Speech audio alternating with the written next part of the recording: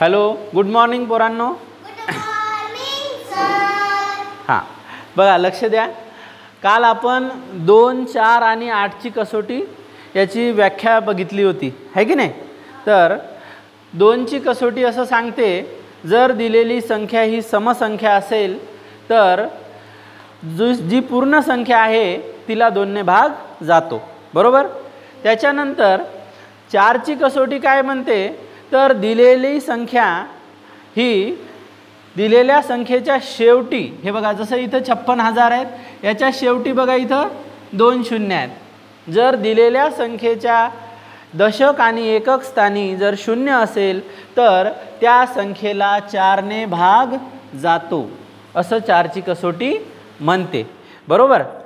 सोबतच जे 8 आहेत आणि जे 4 आहेत त्याच्यात अजून एक आहे, किंवा शेवटी 2 झिरो पाहिजे, किंवा दिलेल्या संख्येच्या शेवटच्या 2 स्थानावर जी संख्या असेल तिला 4ने भाग गेला पाहिजे. म्हणजे काय बघा, हे 80 आहेत, 80 आहेत, या 80ला 4ने भाग जातो. म्हणजेच काय, तर 2680ला 4ने पूर्ण भाग जातो. याला म्हणतात 4ची कसोटी, ठीक आहे. सोबत जे 8 आहेत, 8ची कसोटी काय म्हणते, 8ची कसोटी म्हणते शेवटी 3 शून्य असले पाहिजे एकक, दशक आणि शतक स्थानी, तेव्हा त्या संख्येला 8ने पूर्ण भाग जाणार.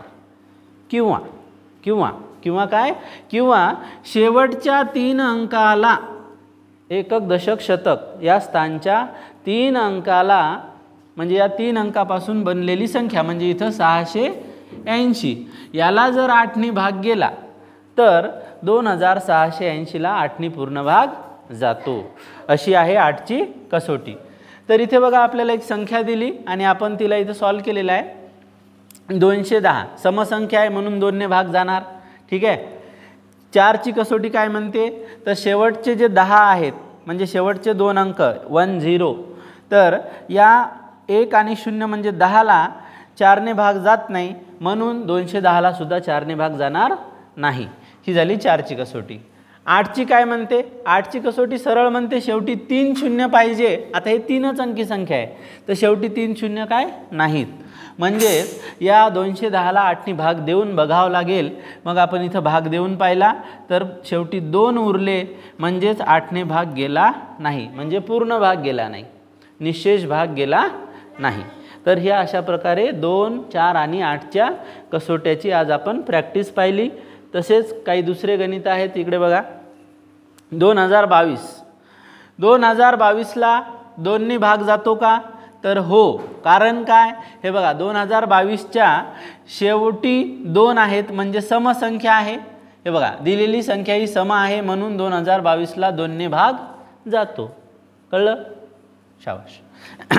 4साठी बघा, 4 काय म्हणते, शेवटचे 2 अंक म्हणते मला 4ने विभाज्य पाहिजेत, म्हणजे 4ने या 22ला भाग गेला पाहिजे. जातो का, नाही जात.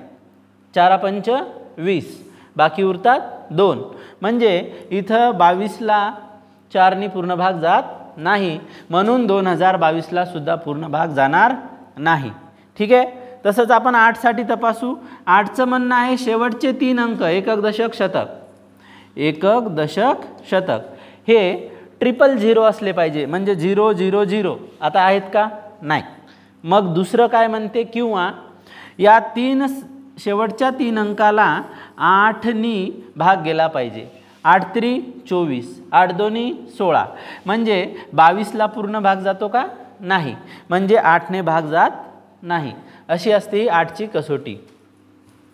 पुढचं उदाहरण आहे बघा, 56,000. या 56,000मध्ये शेवटचा 0 असल्यामुळं समसंख्या आहे, 2ने भाग जातो, ठीक आहे.